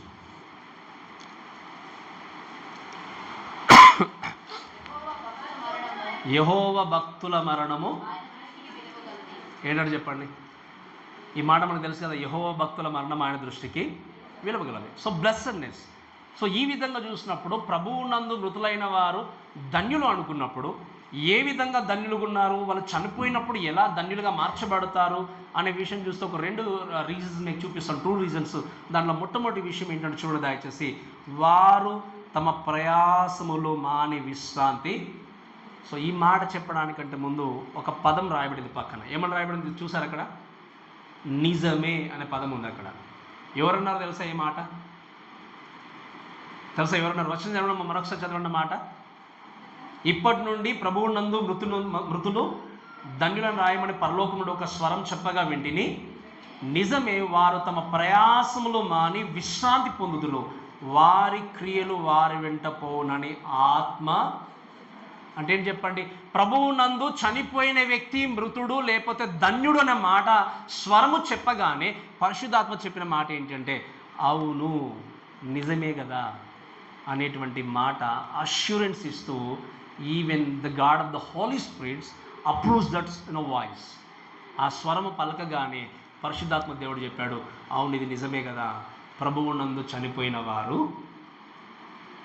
ఎవరు చెప్పండి? ధన్యులు. ఈరోజు ఈ మాట మీరు ఆలోచన చేస్తూ ఒక మాట మీరు వినండి. ఇక 2 విషయాలు చెప్పి నేను ముగించడానికి ప్రయత్నం చేస్తాను. మరి ఏ విధంగా ధన్యులుగా ఉన్నారనుకున్నప్పుడు ఒక మాట రాయబడిన విషయం ఏంటంటే వారి యొక్క తమ ప్రయాసములు మాని విశ్రాంతి పొందురు. So they are blessed. 2 reasons. First thing ఏంటంటే they rest from their labourers. వాళ్ళు ఏం చేస్తారు? వారి యొక్క ప్రయాసాలు మాని వాళ్ళు విశ్రాంతి పొందుచున్నారు. ఈ శ్రమకాలం వాళ్ళు కష్టాలు గుండా వెళ్తున్నారు, బాధలు గుండా వెళ్తున్నారు, హింసల గుండా వెళ్తున్నారు. చివరికి ఆ ముద్ర వేయించుకోనకపోతే వ్యాపారం కూడా చేసే స్థితిలో లేరు, ఆహారం కొనుక్కునేటువంటి స్థితిలో లేరు. ఇటువంటి ఈ భయంకరమైన సిచ్యువేషన్ గుండా వెళ్ళి వారు ప్రయాసపడుతూ జీవితాన్ని కొనసాగించి వాళ్ళు చనిపోయిన తర్వాత దేవుడు ఏమంటున్నాడు? ఇప్పుడు వారి ప్రయాసలన్నీ వాళ్ళు మానుకొని వాళ్ళు ఏం చేస్తున్నారు? ఇప్పుడు విశ్రాంతి పొందుతున్నారు. And that rest is permanent rest. అది శాశ్వతమైనటువంటి విశ్రాంతి. మరలా నువ్వు ప్రయాసపడాల్సిన అవసరం లేదు, మరలా కష్టపడాల్సిన అవసరం లేదు, నీ చెమటని కాచాల్సిన అవసరం లేదు. దేవుడు పర్మనెంట్గా విశ్రాంతిని ఇవ్వబోతున్నాడు. కాబట్టి అంతకంటే ధన్యకరమైన జీవితం ఇంకేముంటుంది చెప్పండి? చెప్పడం మీకు అర్థమైంది? అంతకంటే బ్లెస్సడ్ లైఫ్ అనేది ఇంకెక్కడ ఉంది చెప్పండి? ఎక్కడ మనకు దొరకదు. ఆ లైఫ్ కావాలి అంటే ఇక్కడ దేవుడు చెప్పిన విధంగా జీవితాన్ని కొనసాగిస్తూ సహనాన్ని కలిగి ఉండి ఈ యొక్క లేబర్స్ లేకపోతే ప్రయాసాలన్నీ కూడా ఎదుర్కొని చక్కగా మనం ముందుకు వెళ్ళాల్సిన స్థితిలో మనం ఉండాలి. కాబట్టి మీరు వినండి, ఈ యొక్క మాట చూస్తే 11వ వచనం ఒక్కసారి చదవండి. 11వ వచనం, ఇదే అధ్యాయం 11వ వచనం. వారి బాధ సంబంధమైన పొగ అంటే దీని అర్థం ఏంటో తెలుసా? Unbelievers do not have rest, but believers they will have a permanent rest. ఈ లోకంలో క్రీస్తును అంగీకరించినటువంటి వ్యక్తి యుగ యుగములో నరకములో బాధను అనుభవించాల్సిందే. ఆ వ్యక్తికి విశ్రాంతి అనేది లేదు. అందుకే మీకు లాస్ట్ నేను ఈ వాక్య భాగం చెప్పినప్పుడు చెప్పాను, అంటే దెర్ ఈజ్ నో గ్యాప్. అంటే ఒక 10 మినిట్స్ ఒక 5 మినిట్స్ కొంచెం ఆగి మళ్ళీ మీకు పనిష్మెంట్ స్టార్ట్ చేస్తానని చెప్పిన ఆ కాన్స్టాంట్గా ఆగిపోకుండా ఉండేటువంటి పనిష్మెంట్ అది. బట్ మనకు క్రీస్తును మృతులైన వారికి శాశ్వతమైనటువంటి విశ్రాంతిని దేవుడు ఇవ్వబోతున్నాడు. కాబట్టి ప్రయాసాలు మాని ప్రభువునందు ఎంతో చక్కగా వాళ్ళు ధన్యులుగా జీవితాన్ని కొనసాగించే వ్యక్తులు ఉంటారు. కాబట్టి they have a beautiful life. And second thing దాంట్లో చూస్తుంది ఏంటి అంటే, ఎందుకు వారు ధన్యులుగా పిలువబడ్డారు అని ఆలోచన చేసినప్పుడు, వారు తమ ప్రయాసములు మాని విశ్రాంతి పొందుదురు, వారి క్రియలు వారి వెంట పోనని ఆత్మ చెప్తున్నాడు. So we don't, we will not only have a race, but second thing ఏంటి అంటే we will have a rewards. ఏం చెప్పండి, మనం ఏం పొందుకొనబోతున్నాము? మన క్రియలు మన వెంట పోవును. అందుకే ఈ మాటలు ఎప్పుడు చెప్తూ ఉంటారు. మనతో వచ్చేవి ఏవి లేవు, ఒక క్రియలు తప్ప. 1 Corinthians chapter 5 verse 10లో చూస్తాం. మనందరం కూడా న్యాయ సింహాసనం దగ్గర నిలబడ్డప్పుడు మనం చేసే మంచి క్రియలైనా సరే, చెడ్డ క్రియలైనా సరే, వాటన్నిటిని ఒకరోజు న్యాయ సింహాసనం దగ్గర మనం ఏం చేయాలి? దేవుని దగ్గర మనము ఒప్పుకోవాలి. క్రియలు మనతో వచ్చినప్పుడు మీరు విన్నాడు, క్రియలను బట్టి దేవుడు మనకి ఏం చేయబోతున్నాడు? ప్రతిఫలాన్ని, గిఫ్ట్స్ను, ఆ కిరీటాలను ఇవ్వబోతున్నాడు. 5 కిరీటాల గురించి చెప్పాను మీకు రోమపత్రికలో. ఆ 5 కిరీటాల్లో కనీసం ఒక కిరీటం కోసమే మనం ప్రాకులాడాలనే విషయాన్ని కూడా జ్ఞాపకం చేస్తాం. 2 వస్తే చాలా సంతోషం, 3 వస్తే చాలా సంతోషం. But at least we should try for at least 1. అంటే మనం ఏంటి, ఆ కిరీటాల కోసం మనం ఏం చేయాలి? అటువంటి ఆ కిరీటాలను పొందుకోవడానికి ప్రయత్నం చేయాలి. ఎందుకంటే మీరు వినండి, ఎందుకు ధన్యులుగా ఉంటాము అనే మాట చెప్పినప్పుడు మన క్రియలు మన వెంబడి వస్తాయి, మన క్రియలు మనకు ప్రతిఫలాన్ని తీసుకొని వస్తాయి. అందుకే నేను ఎప్పుడు ఒక మాట చెప్తుంటాను, వీఆర్ అకౌంటబుల్ టు గాడ్. ఈ మాట నేను దాదాపుగా 100 సార్లు చెప్పొచ్చు మన సంఘంలో. మనము దేవుడికి లెక్క చెప్పవలసిన వారు. అందుకే చివరిగా మరొక్కసారి నేను జ్ఞాపకం చేస్తాను, నిజంగా ఇప్పటి వరకు నువ్వు కొనసాగించినటువంటి జీవితాన్ని బట్టి దేవుని దగ్గర ఇదే రోజు నువ్వు లెక్క చెప్పుకోవాల్సి వస్తే, do you say I'm really happily satisfiedly I live my life అని చెప్పి నువ్వు చెప్పగలవా? సంతృప్తిగా, సమాధానకరంగా, దేవా మీ కొరకు నా జీవితాన్ని సంతృప్తికరంగా నేను కొనసాగించాను అన్నటువంటి స్థితిలో నీవు నిజంగా ఉన్నావు? ఈరోజు మరణం అనేది ఇదే రోజు వస్తే, మధ్యాకాశానికి నిజంగా ఈరోజు ఎత్తబడితే, యేసుక్రీస్తు మధ్యాకాశానికి ఇదే రోజు వస్తే, మనం ఆయన దగ్గరికి ఎత్తబడితే, ఆయన దగ్గర నిలబడి నువ్వు నిజంగా దేవుని క్వశ్చన్ చేసినప్పుడు, దేవా మీరు నన్ను ప్రేమించి నాకు ఇచ్చిన 30, 40, 50, 60, 70 సంవత్సరాలు ఈ జీవితంలో నిజంగా మీకు నచ్చిన విధంగా నా జీవితాన్ని కొనసాగించాను, కొన్నిసార్లు తప్పిపోయినా నిజంగా నీ జీవితాన్ని కొనసాగించాను ప్రభు అని ఎంతమంది చెప్పగలరు? అందుకే ఎప్పుడు ఈ మాట చెప్తూ ఉంటాను, ఆ సమయం వచ్చినప్పుడు చూద్దాంలే అనుకుంటే రేపు నీది కాదు. వాక్యంలో ఏముంది? రేపు ఏమి సంభవించడం నీకు తెలియదు కనుక దాని గురించి నువ్వు అతిశయించకండి అంటాడు వాక్యం. Nobody knows about tomorrow. రేపు ఏం జరుగుతుందో ఎవరికి తెలియదు. కాబట్టి దాని గురించి రేపు నా దినమే, నా రోజే, నాకు కూడా టైం వస్తుంది అనుకోవడానికి లేదు. అంతే కదా? దేవుడు ఆశీర్వదిస్తే, దేవుడు తాను ఒకవేళ ప్రేమ చూపిస్తే, కృప చూపిస్తే రేపటి వరకు మనం బ్రతుకుతాం.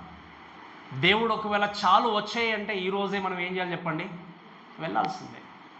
మరి వెళ్ళి దేవుని దగ్గర నిలబడితే నిజంగా ఈరోజు నీకున్నటువంటి చిన్న చిన్న కోపతాపంలో, లేకపోతే డిస్కరేజ్మెంట్లో, లేకపోతే ఆ యొక్క నిరాశ నిస్పృహల్లో చర్చికి సరిగా రాకుండా, దేవునికి సరిగా ప్రార్థన చేయకుండా, కుటుంబ సమస్యలు ఎదురైనప్పుడు నేను ఎందుకు ప్రార్థన చేయను, నువ్వు ఒకవేళ విసిగిపోయి ప్రార్థన చేయకుండా, సహవాసం చేయకుండా ఈ కొద్ది కాలంలో రకరకాలుగా నీ జీవితాన్ని కొనసాగిస్తే, నేను మళ్ళీ చెప్తున్నాను, నీవు కోల్పోయిన ఒక్క క్షణాన్ని కూడా వెనుకకు తీసుకుని రాలేవు. ఈ ప్రపంచంలో ఉన్నటువంటి ధనవంతులు సైతం, అంబానీ సైతము తన దగ్గర ఉన్న ఆస్తిని మొత్తం కరిగించిన ఒక్క క్షణాన్ని కూడా వెనుకకి తీసుకొని రాలేడు. మరి ఈరోజు నీ జీవితం ఎలా ఉంది? నీకు అందుకే చెప్పాను, మనకున్నది కొద్ది జీవితం మాత్రమే, కొంచెమే లైఫ్. ఈ లైఫ్లో నీకు ఇచ్చినటువంటి ఈ అవకాశాన్ని, జీవితాన్ని కొనసాగిస్తూ కుటుంబ విషయంలో కానీ, భార్యాభర్తల మధ్యలో కానీ, పిల్లల విషయంలో కానీ, సంఘ విషయంలో కానీ, సమాజంలో కానీ నీ జీవితాన్ని సరిగా కొనసాగిస్తూ దేవుని కొరకు మహిమకరంగా జీవిస్తూ, ప్రభా ఈరోజే నాకు మరణం సంభవిస్తే నిజంగా నేను సంతోషంతో మీ స్థలంలో నిలబడతాను ప్రభు అనేటువంటి ఆ యొక్క గ్యారంటీ, లేకపోతే ఆ యొక్క నిశ్చయత నీకు ఉన్నట్టయితేనే నువ్వు నిజంగా దేవుని ఆజ్ఞను కొనసాగించినట్టు. ఆ నిశ్చయత లేకపోతే నువ్వు ఆజ్ఞను కొనసాగించట్లేదు, నువ్వు నిజంగా ధన్యకరమైన జీవితాన్ని పొందుకోకపోవచ్చేమో. కాబట్టి దేవుడు మనకు ఛాన్స్ ఇస్తున్నాడు, అవకాశం ఇస్తున్నాడు. కాబట్టి ద డీడ్స్ అనే విషయం చూసినప్పుడు మీరు గమనించండి, సర్వీస్ టు ద లార్డ్ అంటే ఏంటి? నువ్వు చేసేటువంటి ప్రతి విధమైనటువంటి పరిచర్య. దేవుడు నిన్ను ఏ విధంగా ప్రేమించినా, ఏ కోణంలో ప్రేమించి నీకు అవకాశాన్ని కల్పించినా, ఎటువంటి తలాంతులు ఇచ్చినా కూడా నీవు నిజంగా వాడబెట్టిన సంఘంలో కావచ్చు, సమాజంలో కావచ్చు, ఎక్కడ కావచ్చు, నీకు ఇవ్వబడినటువంటి ప్రతి తలాంతును, పరిచర్యను నమ్మకంగా కొనసాగించకపోతే నువ్వు రివార్డును పొందుకోలేవు. ఈరోజు ఎన్నో సంఘాలు మీరు చూడండి, వాక్యాన్ని నెగ్లిజెన్స్ చేసేటువంటి వ్యక్తులు ఎంతోమంది చూస్తాం. మీరు చూస్తాం కదా, అన్ని విధాలు. కొంతమందికి పాటలు పడితే చాలా ఆసక్తి, ఎంత ఆసక్తి అంటే చాలా బాగా కూర్చుంటాం. వాక్యం వచ్చిందంటే పక్కన పెట్టేస్తాం. కొంతమంది బయటకు వెళ్ళి ఎవరు ఉంటారు, నిద్రపోయి ఎవరు ఉంటారు. And I can tell for sure those who neglect చేస్తాం. స్పెషల్ ఏంటి, ప్రీచింగ్ని నెగ్లెక్ట్ చేసే వ్యక్తికి నిజంగా రక్షణ అనేది సరిగా ఉండదు. There in kind of dilemma. వాక్యంలో చూస్తాం. ఎవరు నిజమైన శిష్యుడు? చదువుకున్నాం. ఎవరు నిజమైన శిష్యుడు చెప్పండి? వాక్యంలో నిలుచున్న వ్యక్తి నిజమైన శిష్యుడు. వాక్యాన్ని వినని వ్యక్తి అబద్ధమైన శిష్యుడిగానే జీవితాన్ని కొనసాగిస్తాడు. కాబట్టి ఈరోజు నేను అడుగుతున్న ప్రశ్న, నువ్వు చేసే పరిచర్య నిజంగా దేవుడికి నమ్మకంగా వినసొంపుగా ఉందా? మహిమ తెచ్చేదిగా ఉందా? ఎటువంటి బాధ్యత నీకు అప్పగించిన దేవుడు నీకు ఒక వ్యక్తికి సువార్త ప్రకటించేటువంటి అవకాశాన్ని కల్పించవచ్చు మీ పక్కన వారికి. దాన్ని యూటిలైజ్ చేసుకోకపోతే దేవుడు ఒకరోజు క్వశ్చన్ చేయగలడు. కాబట్టి ఈరోజు ఈ డీడ్స్ని బట్టి మనందరం కూడా చెక్ చేసుకుంటూ తప్పకుండా ముందుకు వెళ్ళాలి. మీరు గమనించండి, నువ్వు చేసే ఏ పరిచర్యను కూడా దేవుడు మర్చిపోయేవాడు. So God is not going to forget your service, he will reward us. నువ్వు చేసే ప్రతి పరిచర్యకని ఏం చెబుతున్నాడు చెప్పండి? బహుమానాన్ని ఇవ్వబోతున్నాడు. కాబట్టి God even going to takes our works. ఏం చెబుతున్నాడు చెప్పండి? మన పనులను ఆయన ఒకరోజు టెస్ట్ చేయబోతున్నాడు, పరీక్షించబోతున్నాడు. కాబట్టి ప్రేమ దేవుని యొక్క ఉదయకాల సమయంలో మన మరణము, ప్రభువునందు మృతులైన వారు ధన్యులు అని మాట చెప్పడము చాలా ఈజీ. కానీ ధన్యులుగా బ్రతకాలి, ధన్యకరమైనటువంటి మరణాన్ని పొందుకోవాలంటే ఏం చేయాలి చెప్పండి? ఏం చూస్తాం మనము? ఏం చేయాలి? ప్రాముఖ్యంగా 2 విషయాలు. ఏంటవి? ఆయన ఆజ్ఞను మనము తూచ తప్పకుండా మనం పాటిస్తూ ముందుకు వెళ్ళాలి. రెండవ మాట ఏంటంటే, యేసు క్రీస్తులో విశ్వాస జీవితాన్ని ఖచ్చితంగా కొనసాగిస్తూ వెళ్ళాలి. ఇవి పాటించే వ్యక్తి ఏం చేస్తాడు చెప్పండి? చక్కగా నిజమైనటువంటి బ్లెస్సన్నెస్ని కలిగి ఉంటాడు. ఇవన్నీ వింటూ ఉంటే మీరు గమనించండి, ఈ లోకం కంటే అదే బాగుంది అన్న ఫీలింగ్ వస్తుందా, రావట్లేదా? అయ్యో అలా ఇలా పాస్టర్ గారు మేము ఉండాలి కదా కొన్ని రోజులు ఇంకా, అంతే కదా, అవునా కదా? కానీ అది నిజం. ఈ లోకం కంటే అక్కడ ఉండబోయేది చాలా శ్రేష్టమే. అక్కడ ఉండబోయే జీవితమే శ్రేష్టమే. ఈరోజు ఎంతోమంది పరలోకం కోసము ఎన్నో విధాలుగా మామూలుగా కొన్ని సంఘాలు చెప్తూ ఉంటారు. ఒక స్టోరీ నేను చదువుతున్నాను. That is maybe we don't know exactly, but ఆయన చెప్తున్నాడు ఏంటంటే, ఆయన యాక్సిడెంట్ అయి చనిపోయాడట. చనిపోయిన తర్వాత పరలోకం అంటే వెళ్ళిపోయిన తర్వాత చాలా బ్యూటిఫుల్గా కనిపిస్తుంది పరలోకం. It's like a just story. రియల్గా వెళ్ళడం మనకు తెలియదు కానీ, బట్ స్టోరీ జస్ట్ వినండి. వెళ్ళిన తర్వాత చాలా బ్యూటిఫుల్గా అక్కడ ఉంటే అన్నీ బాగా ఉన్నప్పుడు చక్కగా ఎవరో దేవుడు కనిపిస్తున్నట్టుగా కనబడిందట, అంతా బాగుందట. అనుకోకుండా ఒక 20 minutes అలా విహరించిన తర్వాత సడన్గా ఆయన ఇక్కడికి వచ్చేసిన తర్వాత ఆయన చెప్తున్నాడు సాక్ష్యం ఏంటి అంటే, అసలు నాకు రావాలని లేదు రిటర్న్గా, నేను వచ్చేసాను అన్నాడు ఆయన ఏమంటే, నాకు మరలా తిరిగి భూమి మీదకి రావాలని లేదుగా, నేను రావాల్సి వచ్చింది, దేవుడు నన్ను చూసి నీ టైమింగ్ ఉందని పంపించాడని చెప్పి ఆయన ఏదో షేర్ చేసుకున్నాడు. అంటే దాని అర్థం ఏంటి అంటే, మీరు వినండి, ఈరోజు మనకు కనబడుతుంది అంతా బ్యూటిఫుల్గా చాలా బాగుంది అనుకున్నాం, కానీ దీనికంటే అందమైనటువంటి దేశాన్ని, స్థలాన్ని దేవుడు మనకి ఇవ్వబోతున్నాడు. అలా అని చెప్పి ఇప్పుడే మనం బలవంతంగా వెళ్ళిపోయి మనం చూసాం, అందుకే ముగించుకోమని దేవుడు చెప్పాలి. బట్ దేవుడు ఇచ్చినటువంటి ఈ ప్రాణాన్ని, ఈ జీవితాన్ని, ఎన్ని శోధనలు ఎదురైనా, ఎన్ని కష్టాలు ఎదురైనా కూడా ఆయన ఆజ్ఞలకు లోబడుతూ విశ్వాస జీవితాన్ని కాపాడుకుంటూ మీరు వెళ్ళిపోతే, మనం అందరం వెళ్ళిపోతే, మన డెత్ మనకి ఆశీర్వాదకరంగా కాదు, మనం విడిచిపోయబడినటువంటి మన కుటుంబాలకి, మన స్నేహితులకి, మన బంధువులకు కూడా ఖచ్చితంగా ఆశీర్వాదకరంగా మార్చబడుతుంది. కాబట్టి అటువంటి జీవితాన్ని ప్రతి ఒక్కరికి దేవుడు అనుగ్రహించి ముందుకు నడిపించినాక మనం ప్రార్థన చేసి ముందుకు వెళ్దాం. కాబట్టి మాటలను మన దేవుడు దీవించి ఆశీర్వదించును గాక. ఆమేన్.